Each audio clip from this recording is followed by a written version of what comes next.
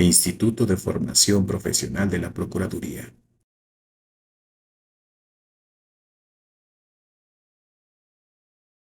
Pues muy buenos días a todas y a todos. Me presento con ustedes. Mi nombre es Catherine Melina García Galván.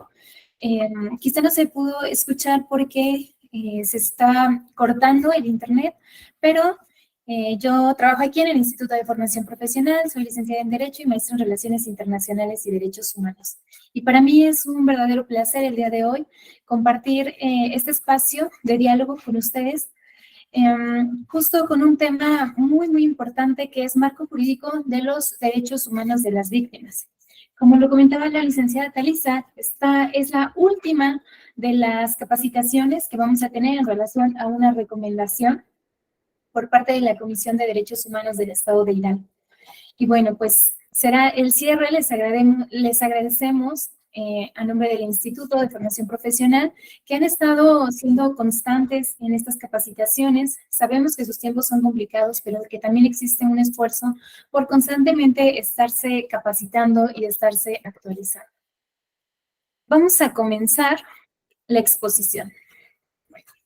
La hoya oxisa efectúa un amarre con el cordón de nylon en la armilla metálica del muro sur, utilizando para el escalamiento un buró del extremo de la recámara, para posteriormente colocarse el objeto constrictor alrededor de su cuello, para posteriormente suspenderse.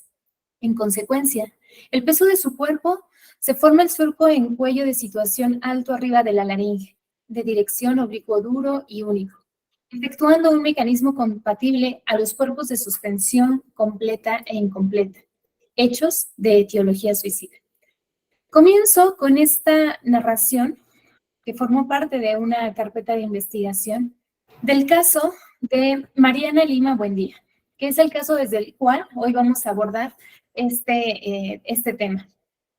Quiero comentarles que este tema se elige, porque es una sentencia emblemática de parte de la Suprema Corte de Justicia de la Nación, y dos, porque en nuestro país, dentro de las mayores causas de feminicidios, se da justo por esta etiología que es no suicida, sino a través de un estrangulamiento o ahorcamiento, como queramos llamarlo.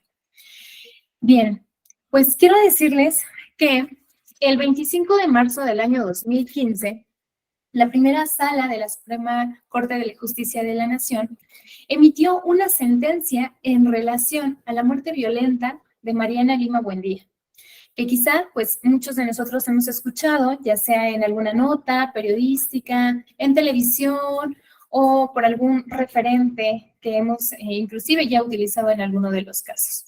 Bien, como les decía, es una situación emblemática porque constituyó el primer pronunciamiento del tribunal relacionado con el fenómeno de feminicidio en nuestro país. Y es que, pues como bien es cierto, pues sí, como todos lo sabemos, México desde hace décadas se encuentra dentro de los países en América Latina y en relación con el mundo con un mayor índice de muertes violentas de mujeres. Ha sido condenado inclusive por la Corte Interamericana de Derechos Humanos en varias ocasiones por violencia y por discriminación contra la mujer, siendo el Estado que de manera proporcional tiene más condenas ante dicho tribunal por estos temas. Una de estas condenas pues se refiere específicamente al feminicidio. No podemos perder de vista que en el año 2009 México fue condenado por la falta de prevención y además una debida diligencia en la investigación de lo que conocemos como la sentencia del campo algodonero, en donde algunas jóvenes pues sus cuerpos fueron justamente encontrados en estos campos en Ciudad Juárez, y que justo pasaban por pues sí, Ciudad Juárez, Chihuahua, pasaba por una situación compleja en relación a la violencia contra las mujeres, ¿no? Y se llamaban, o en ese entonces las nombraban como las muertas de Juárez, pero en realidad pues no eran muertas, eran mujeres asesinadas. Asimismo, pues existen inclusive informes por parte de la Comisión Interamericana de Derechos Humanos, así como de la Organización de las Naciones Unidas y de otras instancias internacionales que pues señalan a México como un país que pues realmente no existe una garantía de que las mujeres tengan acceso a una vida libre de violencia y de discriminación. Y entonces, esta sentencia que vamos a analizar hoy, este caso y la relación que tiene con el marco jurídico de los derechos de las víctimas, pues es un esfuerzo, ¿verdad? Por recordar y por pensar en que las víctimas, pues, nos llevan a la situación del día de hoy de capacitarnos para poder ofrecerles una mejor atención y una mejor respuesta y una reparación integral por las violaciones a los derechos humanos que se han presentado en una dimensión no nada más individual, sino también estructural. Ahora, yo les pregunto, ¿por qué ustedes creen que no estoy presentando el caso como el caso de MLB? Si nosotros sabemos que, bueno, también en aras de proteger los datos personales de las víctimas o de las personas involucradas en estos procesos, los nombres en la mayoría de las ocasiones son borrados en las versiones públicas, ¿verdad? Pero, a ver, pueden ustedes poner en el chat, ¿por qué creen que el día de hoy estamos mencionando el nombre completo de la persona? Para avanzar en la exposición, quiero decirles que antes de la publicación de la sentencia de la Suprema Corte de Justicia de la Nación, Irinea Buendía Cortés, quien es la madre de Mariana Lima Buendía y promovente de un amparo que más adelante les voy a contar, ella solicitó por escrito que el nombre de ambas, tanto de Irinea como de Mariana, fuera público como una forma de reparación del daño para su hija. Esto porque ella considera que la visibilización de la violencia contra la mujer podía trasladarse a través de la memoria de Mariana para convertirse en una sentencia de referente de lucha contra la violencia, de violencia contra las mujeres. Entonces, si bien, por ejemplo, aquí dentro del chat ponen que se trata de una clase al interior de la institución y tenemos la obligación de reservar la información, también lo es que hemos llegado al punto en donde las víctimas también tienen el poder de decidir qué pasa con ellas, cuál es la manera en la que ellas quieren enfrentar el hecho por el que están viviendo. Y como les decía, en este caso, su madre fue quien decidió que los nombres fueran públicos. Irinea Buendía, como les decía, solicitó porque ella consideraba que una forma de reparar el daño que había sufrido su hija era que su nombre fuera público y que su nombre, como les decía, pues se convirtiera a través de una sentencia en un referente de lucha contra la violencia contra la mujer. No únicamente el nombre de Irinea, sino también el nombre de su hija. Por eso es que dentro de toda la publicación, pues vamos a estar hablando de Mariana Lima Buendía como pues sí, como una forma de honrar su nombre, de poder hacer público lo que sucedió y desde ahí poder aprender algunas cosas el día de hoy. Bueno, pues, ¿cuál es el proceso jurídico cronológico de estos hechos? Bien, miren, el día 28 de junio del año 2010, Mariana Lima Buendía fue encontrada por su esposo, quien era un agente de investigación de la Procuraduría General de Justicia del Estado de México. Él refiere que la noche anterior habían tenido una discusión, que él no se quedó a dormir esa noche en su casa y que cuando él llegó al otro día, la casa se encontraba cerrada, por lo que después de tocar varias veces en la puerta del domicilio y de no tener una respuesta, pues bueno, decidió brincarse por la ventana, accedió al domicilio y entonces refiere que encontró a Mariana Lima Buendía suspendida de una armella con una cinta que nosotros conocemos como hilo, no, como rafia, justo como este hilo que es como delgado, como de nylon, y refiere que estaba suspendida, que entonces él decidió bajarla y tratar de darle como masaje en las piernas para poder hacer que ella pudiera como pues reincorporarse, ¿no? Pudiera recobrar la vida, pero no fue así. Por lo que se dirige al Ministerio Público, puesto que obviamente él, obviamente al ser policía, conocía cuáles eran esos procedimientos, se dirige al Ministerio Público, les hace de conocimiento a sus compañeros que había encontrado a su esposa en esa posición y que pues no quería que se hiciera ningún procedimiento de investigación, puesto que era un hecho para él doloroso y además pues era evidente que ella se había suicidado, ¿no? Que no había ningún motivo por el cual realizar una investigación. Sin embargo, en el momento que él, pues bueno, se lleva a cabo este acontecimiento, sí se inicia una averiguación previa del delito de homicidio. Esto porque pues obviamente al ser una muerte pues tenían que descartar cualquier situación referente a alguna situación de feminicidio o de violencia contra la mujer. La madre de Mariana, Irinea, acude al Ministerio Público y hace de conocimiento, para empezar, que ella está inconforme en que se puede decir que había sido un suicidio, puesto que había muchas situaciones de violencia hacia Mariana por parte de su esposa, por lo que podía presumir que no había sido un suicidio, sino que había sido un homicidio, o en este caso un feminicidio.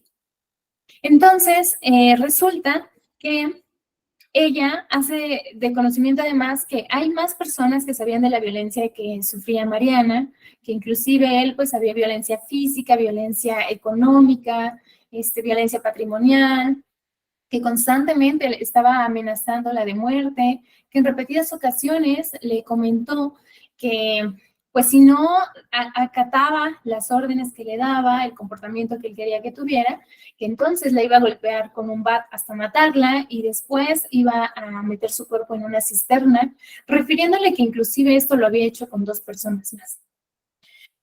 A pesar de que esta información se la dieron a conocer al Ministerio Público, que en ese momento era el encargado de esta investigación, pues él decidió aplicar el no ejercicio de la acción penal. Por lo que Irinea, inconforme con esta decisión, porque además dentro de dentro del desarrollo de la investigación hubieron muchas inconsistencias, empezando porque el objeto constrictor, que en este caso fue la rafia, el hilo con el cual ella estaba suspendida, no fue localizado. Él refería que había una nota post-mortem en donde refería que iba a quitarse la vida y que les pedía perdón. Tampoco estaba siendo localizado. Además, cabe mencionar que él, cuando acudieron los peritos y todo el equipo multidisciplinario al domicilio, pues justo él también participó dentro de la investigación y dentro del análisis de la casa, ¿no? Entonces, pues desde ahí empieza a haber muchas inconsistencias, además que la carpeta no estaban completas las fotografías, no hubo fotografías en donde podía evidenciarse que también había muestras de violencia, ¿no? Desde raspaduras en las rodillas hasta moretones en el resto del cuerpo. Eso no quedó asentado en la carpeta y entonces, pues al aplicarse el ejercicio de la acción penal, Irinea pues solicita por escrito, en ese caso al procurador, la revisión del no ejercicio de la acción penal, pensando en que pues obviamente iba a tener una respuesta rápida para que no se siguiera perdiendo más tiempo en el transcurso de la investigación. Sin embargo, pues bueno, no hubo una respuesta rápida como ella lo hubiera querido, y el 14 de marzo del año 2012, Irinea promueve un juicio de amparo contra la falta de respuesta que en este caso pues el procurador no había podido atender del no ejercicio de la acción penal. En este punto, ya del 14 de marzo de 2012, ella ya se había acercado a algunos colectivos que le estaban dando acompañamiento porque sentía que las autoridades no sabía si era justo por el tema de que conocían a este agente o cuál era la situación por la cual no le estaban dando el acompañamiento que ella necesitaba en la parte jurídica. Entonces ella promovió el amparo y cuando estaban, justo ya se estaba por, o sea, ya se iba a dar una sentencia del amparo, una resolución, el procurador revoca la determinación del no ejercicio de la acción penal. Y lo que pudo haber pasado, como pasa en algunos otros supuestos del amparo, es que tuvo que haberse como sobreseído esto porque ya el hecho que estaba causando la violación de derechos humanos, en este caso ella lo que se amparó contra la falta de respuesta y ya le estaba obteniendo, pues justamente era un sobreseimiento, ¿no? Sin embargo, ¿qué pasó? Pues obviamente la Suprema Corte de Justicia de la Nación, dada la naturaleza y dado todo el tema también mediático y la presión social, pues por su facultad de atracción se dio al estudio de este amparo. Y el 25 de marzo del año 2015 es cuando pues emite una sentencia en la cual menciona que si bien es cierto, ya había cesado el hecho por el cual ella había pedido el amparo, que había sido la falta de respuesta, pues ya tenía una respuesta, que además actualmente se estaban violando otros derechos humanos, como lo era el acceso a la justicia.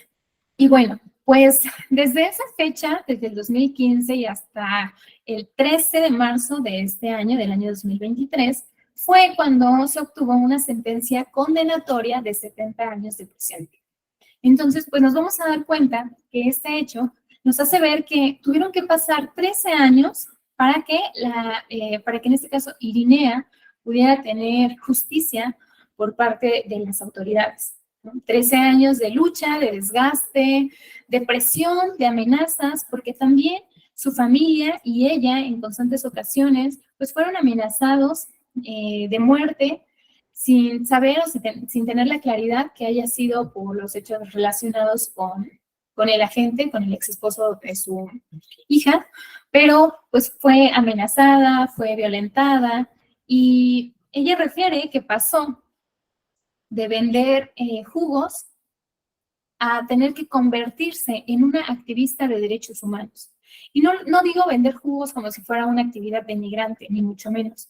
Me refiero a que cambió por completo su vida para poder buscar justicia para su hija. En este caso, Irinea refiere que, bueno, de hecho Mariana estaba estudiando o era licenciada en Derecho y Irinea, en un pues afán de poder conseguir justicia para su hija, se puso a estudiar, se puso a leer y ella decía, ¿no? Quizá en este caso el agente de investigación pues no creyó o no pensó que ella iba a hacer uso de todos los medios que estuvieran a su alcance para poder aclarar que no había sido un suicidio, sino que había sido un feminicidio. Y es que además, contarles que ya en el análisis de la investigación, pues se empezaron a ver muchas inconsistencias. Para empezar, cuando se hizo una mecánica de los hechos, un análisis de cómo había sucedido el caso, les decía yo que refería que se encontraba en una armilla metálica de un muro de la pared de su casa. Sin embargo, hicieron la prueba que la armilla metálica únicamente podía soportar 50 kilogramos a lo máximo. De lo contrario, se hubiera caído. Y Mariana pesaba, por un documento que tienen en el IMSS o que tenían de registro del IMSS, pesaba 68 kilos. Empieza a ver la primera inconsistencia. La segunda es que la distancia a la que estaba colocada la armella, con la estatura que tenía ella y con lo que refirió la gente de la distancia o de la aproximada medida del objeto conscriptor, fue que prácticamente hubiera estado de pie. O sea, era prácticamente imposible lo que estaba pasando. Hechos que en su momento, en la primera investigación, pues no se precisaron. Entonces, bueno, aquí lo que nos causa mucho y donde vamos a hacer énfasis es en el amparo. ¿Por qué? Les decía yo que el 14 de marzo del año 2012, Irinea promueve un juicio de amparo contra la falta de respuesta, señalando la violación de los derechos humanos reconocidos tanto en la Constitución Política de los Estados Unidos Mexicanos como en la Convención Interamericana para Prevenir, Sancionar y Erradicar la Violencia contra la Mujer, así como la Convención Americana sobre Derechos Humanos, al igual que la Convención sobre la Eliminación de todas las formas de discriminación contra la mujer, conocida como Convención de Belém-do Pará. Y entonces, justo hace o cita estos artículos porque ella considera que fueron los que principalmente se estuvieron vulnerando con el hecho de no tener justicia. Recordemos que ella pues también es una víctima indirecta, pero es una víctima, y para Mariana pues tampoco había justicia, ¿no? No se había aclarado la verdad y bueno, había muchas inconsistencias. Ahora, estos instrumentos internacionales que yo les acabo de comentar son muy importantes que nosotros los conozcamos. Yo, en esta ocasión del marco jurídico internacional, o bueno, marco jurídico en general de las víctimas, pues sí tengo que hacer énfasis en la parte internacional y también en la parte nacional, porque pues estamos obligados, de acuerdo al artículo 1 de la Constitución Política de los Estados Unidos Mexicanos, estamos obligados a poder estudiar, porque tenemos que, digamos que cuando tenemos un caso, no únicamente basarnos en el marco jurídico nacional que tenemos, sino además tenemos la obligación de conocer el marco regional y el marco internacional, puesto que el artículo 1 reconoce que en los Estados Unidos mexicanos todas las personas gozarán de todos los derechos humanos reconocidos en esta Constitución y en los tratados internacionales de los que el Estado mexicano, sea parte. Entonces, pues, ¿cómo vamos a garantizar que una persona pueda gozar de todos estos derechos humanos si no los conocemos y si no los identificamos? Y si quizá ni siquiera nos hemos dado la tarea de estudiar algún otro tratado, qué está pasando en el mundo, qué está pasando a nivel regional, cuáles son los instrumentos que actualmente se están creando en aras de una máxima protección, en este caso a los derechos de las víctimas. Y bueno, como tenemos esta obligación, pues entonces vamos a ver estos instrumentos y cuál era la violación o cuál era el derecho que se protegía. Primero, pues el artículo 3 dice que toda mujer tiene derecho a una vida libre de violencia, tanto en el ámbito público como en el ámbito privado. Y es que la violencia que sufría en este caso, que estaba viviendo Mariana, era innegable. Si bien algunas de sus amigas, inclusive su mamá, conocía todos los actos de violencia que inclusive les llegó a contar que la violaba, que le pegaba, pues quizá no tenían las herramientas para poder ayudarla, ¿no? Quizá en algún momento nosotros pues vamos a encontrar una situación similar y pues a veces pensamos que la persona no quiere dejar de tener esa situación de violencia, que no quiere o que ella permite esta situación, pero hay todo un contexto respecto al género, respecto a la discriminación, a la vulnerabilidad que tienen las mujeres, esta situación de subordinación, que bueno, complica el hecho de que alguien pueda prestarles ayuda, por ejemplo, su familia o alguna amiga, y también que ellas puedan tomar la decisión de poder hacer frente a esta situación de violencia. Días antes de que sucediera el feminicidio de Mariana había platicado con su mamá que iba a salirse de su casa, que ya no aguantaba esta situación de violencia por parte de su pareja, pero justo pues ya no le dio tiempo de poder parar con esta situación, ¿no? También, pues, otro de los derechos que ella considera que se violaron fue el artículo 4, fracción F, que es el derecho a igualdad de protección ante la ley y de la ley. Y aquí comentarles que ella considera que el hecho de que él haya sido un agente de investigación, pues tuvo mucha relación con que se viciara tanto el proceso de investigación. No sabe si quizá sus compañeros y compañeras pues no vieron todas estas alarmas o todas estas cuestiones incongruentes que estaban dándose durante el caso, o si simplemente pues también fueron partícipes para poder encubrir este delito que él había cometido. Y ella consideraba que pues no estaba siendo inclusive ella escuchada ni protegida, puesto que ya había solicitado la intervención de algunas otras, pues otras investigaciones que pudieran darse, que siguieran otra hipótesis, que no había sido suicidio, pero no había obtenido respuesta. Por otra parte, el artículo 7 dice que los estados partes condenan todas las formas de violencia contra la mujer y además que convienen en adoptar por todos los medios apropiados y sin dilaciones políticas orientadas a prevenir, a sancionar y erradicar dicha violencia. Y en este caso, pues sancionar se estaba quedando corto porque se imaginan que si se hubiera seguido con el no ejercicio de la acción penal, pues lo que ella dice, un feminicida hoy no habría tenido una sentencia. Por otra parte, también citó la Convención Americana sobre los Derechos Humanos, puesto que en su artículo primero es la obligación de respetar los derechos, ¿no? Los derechos en general a todas las personas.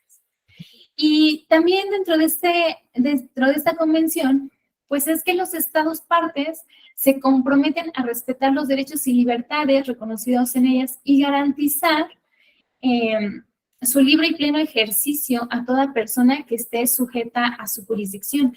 Y en este caso, ella, como víctima indirecta, tenía derechos que en ese momento no estaban siendo respetados ni garantizados.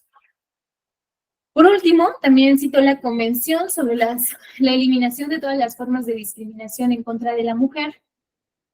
Y si bien son varios artículos los que cita este instrumento, que se suma a aquellos instrumentos que tratan de hacer frente a una situación de violencia, pues también lo es que yo aquí únicamente cito el artículo 5 para no hacer tan extensiva esta explicación de estos instrumentos, en los que refiere que los estados tienen que adoptar medidas para modificar estos patrones socioculturales de conductas de hombres y mujeres con miras en alcanzar la eliminación de perjuicios, las prácticas consuetudinarias y de cualquier índole, pero que estén basadas en una idea de inferioridad, ¿no? O bueno, entendemos que si hay una idea de inferioridad, hay una idea de superioridad y que en este desequilibrio, pues lamentablemente, la mujer e inclusive otras personas pueden estar en desventaja con los hombres. Y además, pues, de hacer frente a todas estas funciones estereotipadas de hombres y mujeres que pueden reforzar la violencia contra las mujeres. Que en este caso, por ejemplo, era el hecho de que, a pesar de que ella era licenciada en Derecho y había terminado su carrera, pues siempre, o ella no trabajaba, y la violencia, por ejemplo, económica que ella tenía, pues también era mucha, porque dependía siempre de los recursos que él quisiera darle, y pues bueno, justo estos instrumentos que ella cita son también parte de los instrumentos que más adelante la Suprema Corte entra a discusión y analiza que efectivamente se continuaba violando el no aplicar una investigación acorde a lo que yo les decía. Y bueno, pues hablar de instrumentos internacionales, les decía yo, es recordar que nosotros tenemos una obligación como servidores públicos de estar constantemente estudiando no nada más el marco jurídico nacional, sino también el marco jurídico internacional. Inclusive recordar que nosotros, bueno, el Estado mexicano, digamos, está obligado a conocer y a poder aplicar las sentencias de la Corte Interamericana de Derechos Humanos aún y cuando el Estado mexicano no sea parte. Entonces, tenemos mucho material del cual podemos allegarnos, del cual podemos estudiar y que es necesario que nosotros podamos, les decía yo, entrar en estudio y entrar en análisis. Prácticamente, con cada caso que nosotros estudiemos, pues tendríamos que ver qué tratados internacionales hay, cuáles aplica, cuáles podemos implementar, ¿no? Desde desde el área en la que estemos trabajando. Y entonces yo les pregunto, si me hacen favor de poner en el chat, ¿qué otros instrumentos nacionales, regionales o internacionales aplican para el caso de estudio que ustedes tengan conocimiento? Bueno, les hacía yo esta pregunta porque si bien yo podía el día de hoy dar esta exposición haciendo mención únicamente de una lista de instrumentos, decirles en qué año se crearon, con qué fin se crearon, cuál es el objetivo, realmente creo que hubiera sido una exposición que se hubiera quedado corta para lo que necesitamos comprender y aplicar el día de hoy. Decirles que hay muchísimos más instrumentos internacionales, regionales y nacionales, inclusive locales, que se pudieron haber citado porque se estaban violando lo que en ellos se contenía. En este caso, hacerles de conocimiento que inclusive la Suprema Corte de Justicia de la Nación cuestionó por qué las autoridades encargadas de la investigación de la muerte violenta de Mariana Lima Buendía no utilizaron protocolos que están al alcance de todos y que además son instrumentos internacionales y regionales aplicables en este caso para el caso en concreto de feminicidio. Dentro de ellos se destaca la propuesta de protocolo de actuación de la investigación del delito de homicidio desde la perspectiva de feminicidio, elaborado por el Fondo de Desarrollo de las Naciones Unidas para la Mujer, creado en este caso pues por ONU Mujeres. También el protocolo de actuación para la investigación de feminicidio en el año 2012 por el Alto Comisionado de las Naciones Unidas para los Derechos Humanos. Y por último cita un modelo de protocolo latinoamericano de investigación de las muertes violentas de mujeres por razón de género, emitido también en este caso por el Alto Comisionado de las Naciones Unidas para los Derechos Humanos. Y bueno, pues comentarles que los tratados internacionales van marcando una pauta, no nada más en lo internacional, sino para que en México podamos estudiar y podamos adoptar esas normas de carácter internacional y podamos obviamente ajustarlas a lo que nosotros tenemos en México. Entonces, la Suprema Corte de Justicia de la Nación evidencia que en la investigación no se llevaron a cabo estos protocolos, ni siquiera los protocolos, o no se llevó de manera correcta, ni siquiera el protocolo que tenían establecido en la Procuraduría del Estado de México.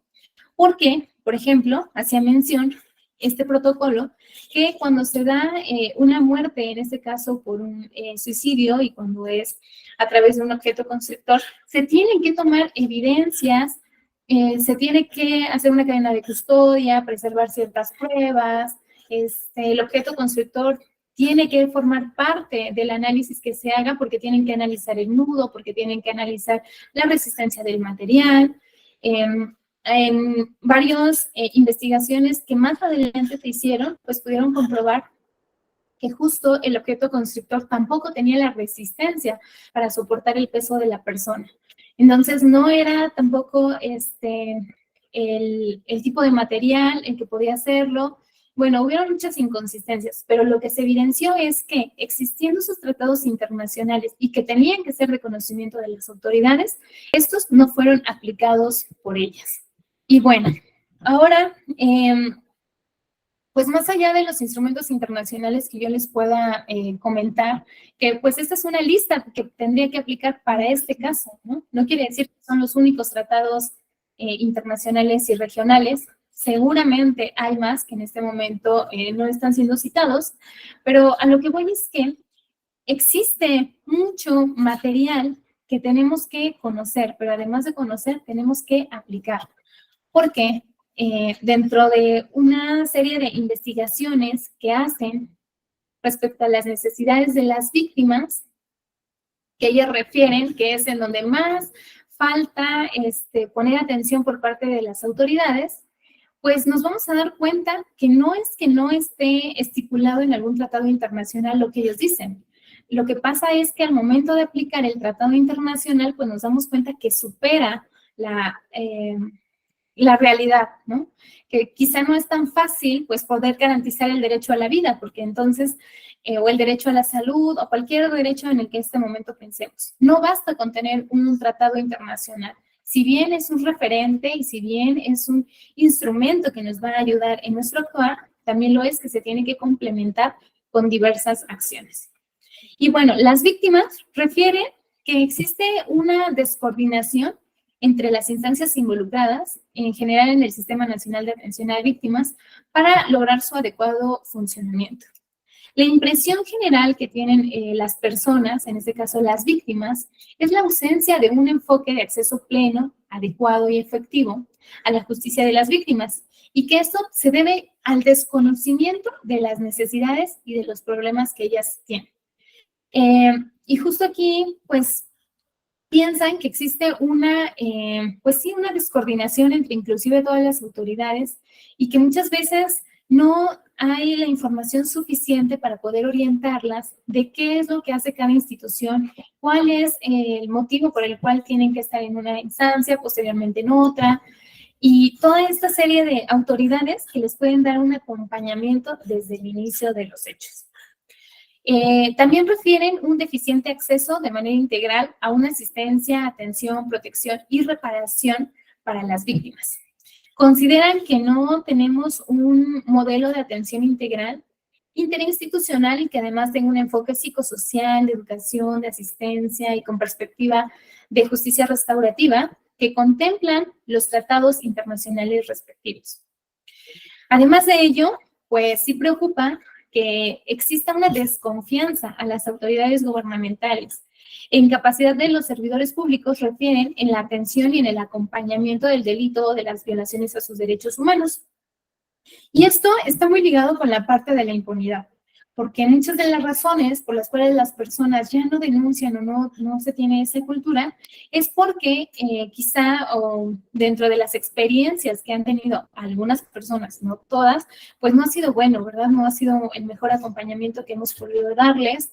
Ha habido miedo a represalias, hay carencia de recursos, de tiempo, económicos, humanos. Entonces, a veces se les hace difícil o inician, en este caso, no sé, el procedimiento, pero ya no lo quieren continuar porque más adelante, pues se encuentran muchas situaciones que los obligan o las obligan a tener que buscar otras alternativas.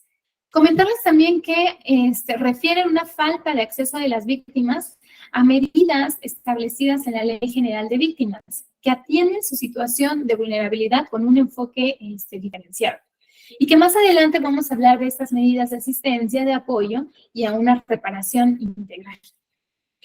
Decirles que pues hace referencia a los prejuicios, a los estigmas, a la discriminación y exclusión que viven no solo las mujeres, sino también algunas otras personas en situación de vulnerabilidad, como pueden ser la comunidad LGBTI, los pueblos y comunidades indígenas, las personas migrantes, los niños, niñas y adolescentes, y cualquier otra manifestación identitaria por parte de las autoridades.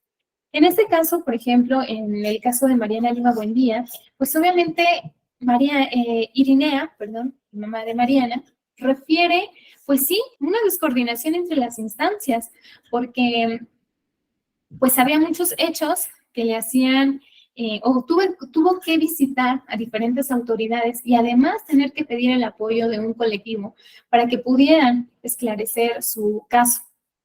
Ella considera que en 13 años que duró su juicio, pues realmente no hubo un acompañamiento por parte de las autoridades, una atención a ella como víctima. Ella tuvo que luchar prácticamente para que se le diera el reconocimiento de víctima indirecta que tenía y de poder aclarar que sí había sido un feminicidio. Obviamente, pues la desconfianza que ella tiene en las autoridades es mucha. Y es tan así que pues ella tuvo que estudiar y ella tuvo que pues participar de lleno en la investigación para que pudiera resolverse. Ella considera que las personas que estuvieron involucradas, tanto agentes de investigación como peritos, como ministerios públicos que participaron en su juicio, pues no tuvieron las capacidades o no prestaron la atención debida para poder llevar a cabo la investigación de la manera prevista por ordenamientos internacionales, regionales y locales. Y pues bueno, vamos a ver que tampoco hubo una atención o un enfoque diferenciado, una atención especializada, puesto que ella también tenía unas situaciones de vulnerabilidad, ¿no? Y era una adulta mayor, era mujer, y les decía yo que en algunas ocasiones inclusive tuvo que, o fue amenazada, obligándola a parar con la investigación. Por lo que, pues, nos hace entender que todos esos instrumentos tienen que aplicarse a través de enfoques rectores y que existen diferentes tipos de enfoques. El enfoque de derechos humanos, el enfoque psicosocial y el enfoque de género especial y diferenciado.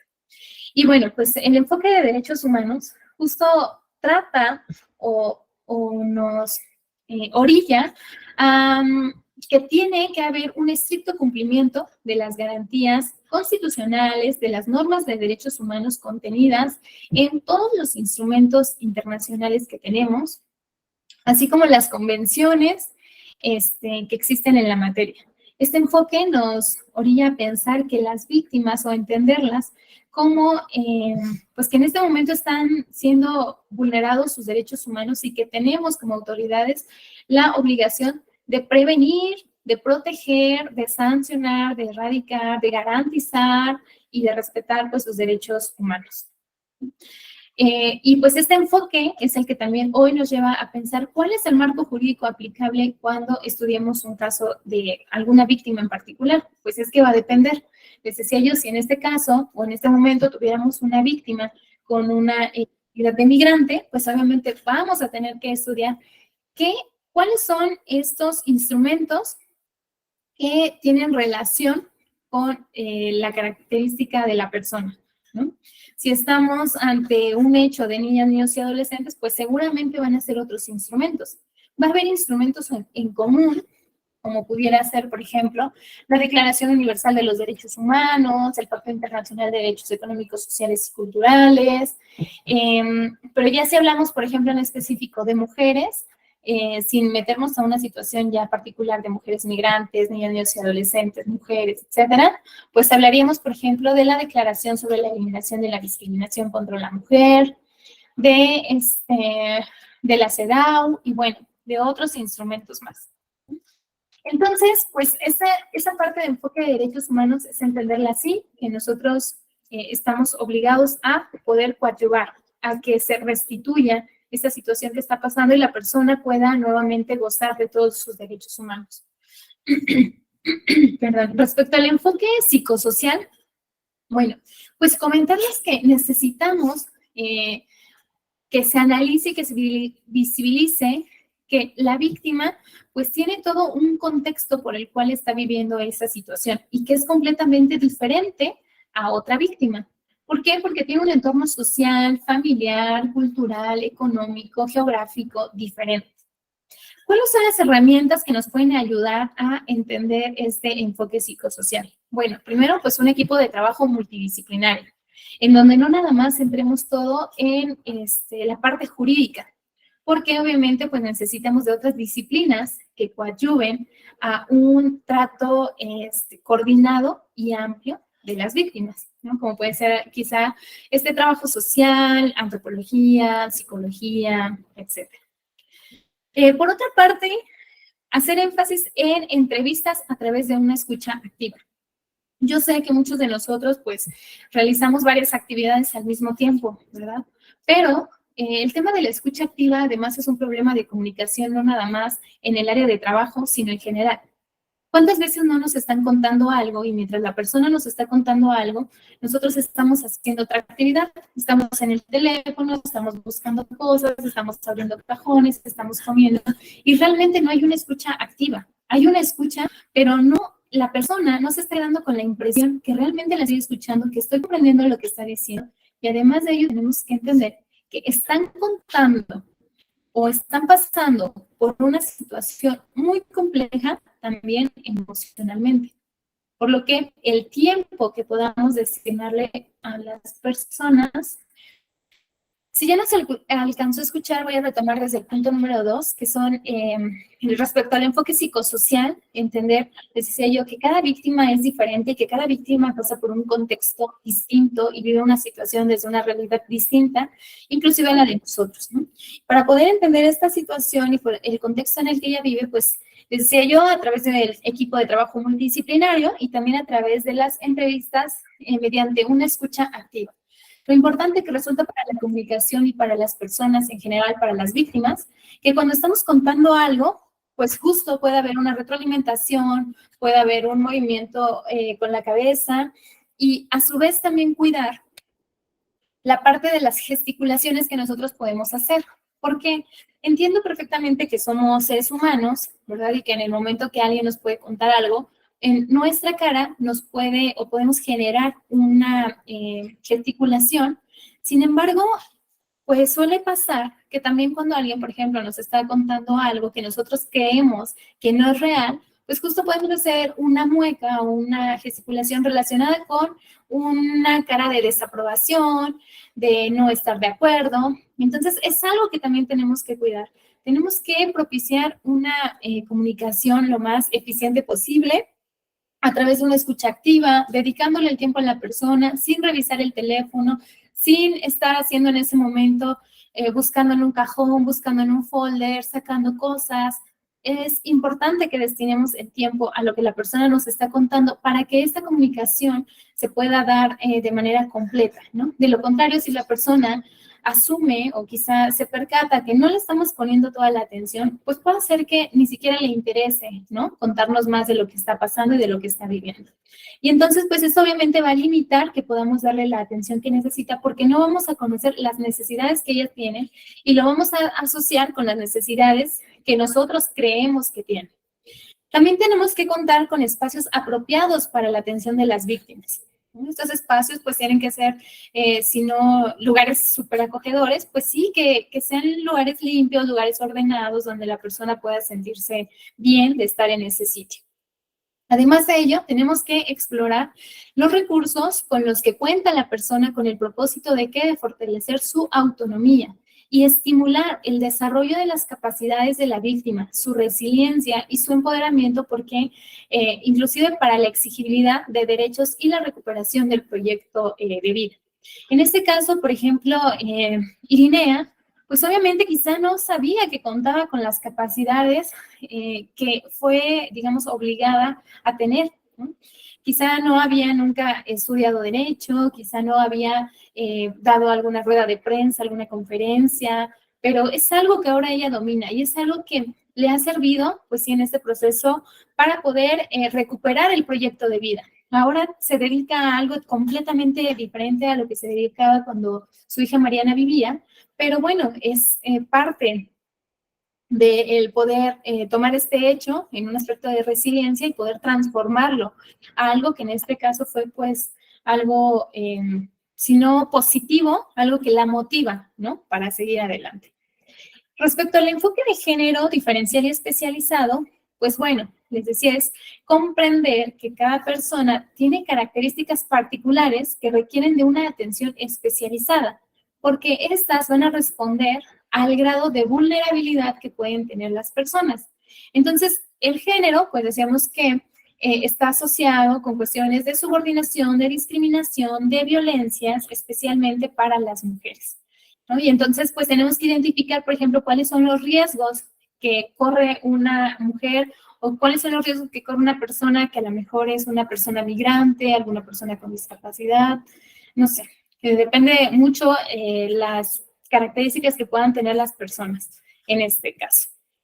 Y obviamente estos enfoques nos van a permitir dar un correcto acompañamiento a las víctimas desde la ayuda inmediata, o bueno, desde cuando tenemos conocimiento del hecho victimizante, del delito o de la violación a los derechos humanos, tenemos que inmediatamente aplicar ayuda inmediata.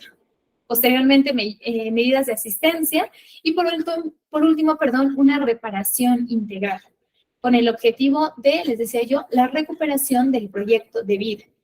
Entonces, estas medidas de atención tienen que aplicarse acorde a los enfoques que acabamos de ver.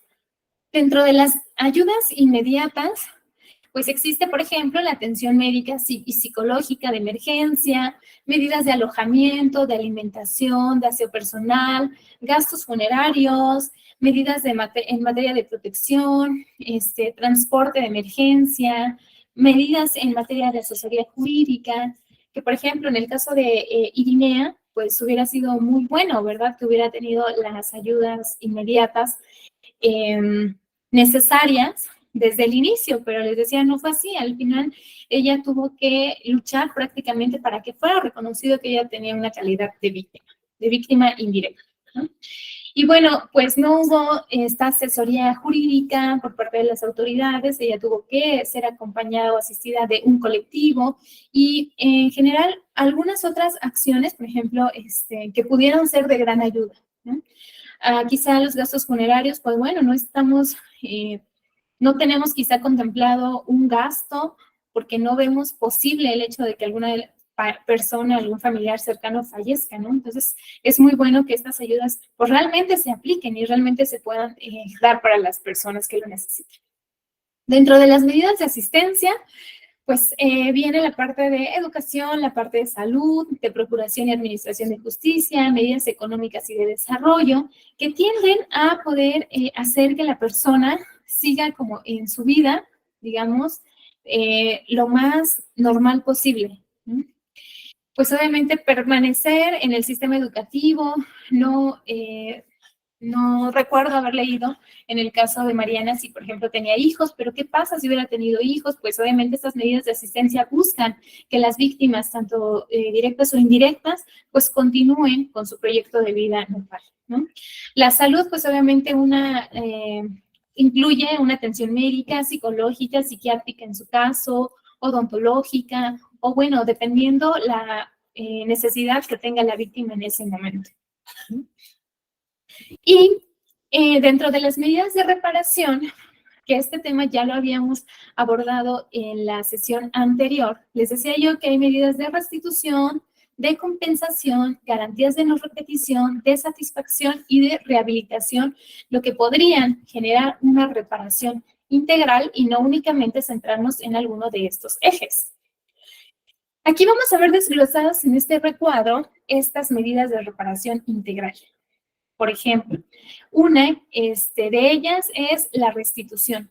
Son estas medidas para restablecer a la víctima, en medida de lo posible, la situación anterior al hecho victimizante, ¿no? Como puede ser, por ejemplo, el derecho a la libertad, si es que la persona se encontraba privada de la libertad, el derecho a la vida, etcétera, ¿no? Y entonces, pues nos vamos a preguntar, o sería bueno que les pudiéramos preguntar a las personas hasta dónde siente que es posible restituir lo que perdió como consecuencia de la victimización. ¿Cómo se imagina que es lo que será restituido? ¿Qué cree usted que puede ser lo más difícil cuando obtenga el objeto de la restitución? Y aquí decirles y compartirles que, por ejemplo, a Irinea le preguntan, ¿qué tan doloroso fue el hecho? Y tratan de hacer una analogía y le dicen, ¿es tan doloroso como si hubiera usted perdido un brazo? Y ella dice, es más doloroso porque si en este momento yo pierdo un brazo, tengo otro. Se perdió la vida de mi hija. Y no porque tengo hijos, quiere decir que el hecho no es para mí complejo, ¿no? Una situación emocional muy compleja. Realmente se perdió algo y quizá algo que pues nunca va a restituir, porque realmente restituir la vida de Mariana Lima Buendía es algo que al día de hoy pues no se puede hacer. Respecto a las medidas de compensación, son medidas de indemnización que se otorgan a la víctima por los daños y perjuicios económicamente evaluables que sean consecuencias del hecho victimizante y que no pueden ser objetos de medidas de restitución. En este caso, el pago de gastos o costas, ¿no? ¿Se imaginan todo el gasto que tuvo que llevar a cabo Irinea para poder 13 años estar detrás de las autoridades para que se hiciera justicia? Pues quizá los colectivos, ¿no?, pudieron apoyarla o pudieron llevar a cabo su proceso, pero eso no quiere decir que no le generó ningún gasto. Por supuesto que sí, porque además, pues había días en que ella, de los días laborales que tenía, pues tenía que hacer actividades de búsqueda, de ir a ver a las autoridades, de conferencias, etcétera. Y sería importante recalcarles o preguntarles a las víctimas qué significado tienen para ellas que se les entregue el dinero y por qué razón cree que esto se hace, ¿no? ¿Qué cree que el Estado busca reconocerle con ese dinero? Y esto me recuerda que en alguna ocasión que estaba yo en una audiencia, en un acuerdo reparatorio, la persona, la esposa, el esposo había sido atropellado y entonces estaban llegando a un acuerdo y la esposa decía, pero es que la vida de mi esposo cuesta más que lo que en ese momento le querían dar de dinero, ¿no?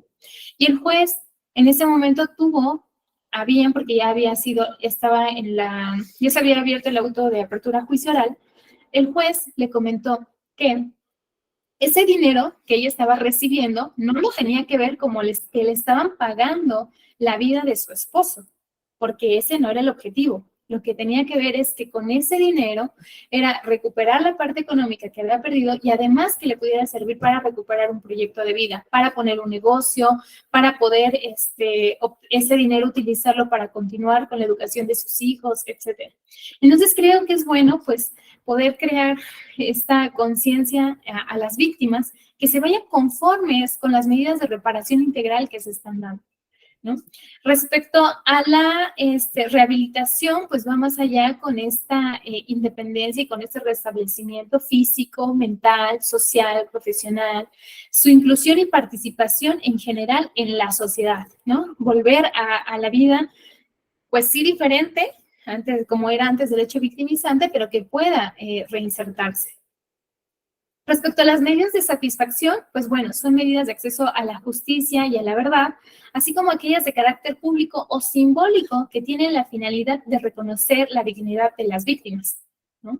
Y en ese caso, pues yo les decía que, por ejemplo, bueno, aquí hay una pregunta que dice, ¿qué cree que se generaría en la sociedad si a través de las medidas de satisfacción se hace público lo que ha pasado en el país o lo que usted ha tenido que vivir? En este caso, y muy al inicio de la capacitación, les decía yo que INEA pidió como una medida de satisfacción que el nombre de Mariana y de Guinea fueran públicos, porque justo ella quería hacer que a través de su nombre, pues la memoria de Mariana nunca quede en el olvido y que será siempre un referente en México, no nada más de la Suprema Corte de Justicia y su facultad de atracción para resolver después de un caso de feminicidio, sino porque además también evidencia la violencia, la incompetencia, la impunidad que puede darse en nuestro país por parte también de las autoridades. Y respecto a las garantías de no repetición, pues bueno, son estas medidas de carácter particular o general, cuyo fin es garantizar, en medida de lo posible, la no repetición del hecho victimizante, ¿no?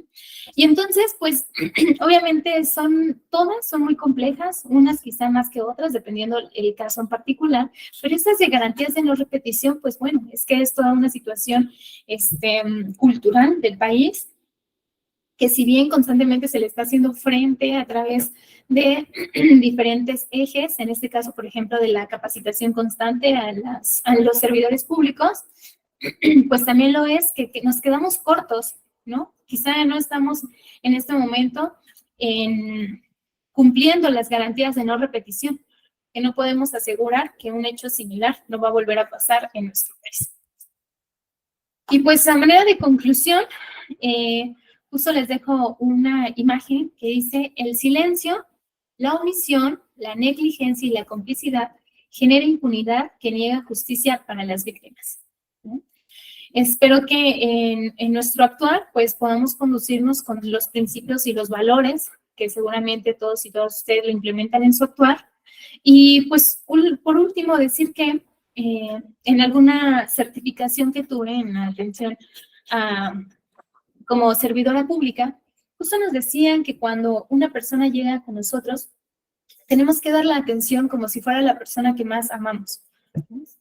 Yo les preguntaría, ¿quién es la persona que ustedes más aman? Quizás sean sus hijos, su esposa, su esposo, su mamá, su papá.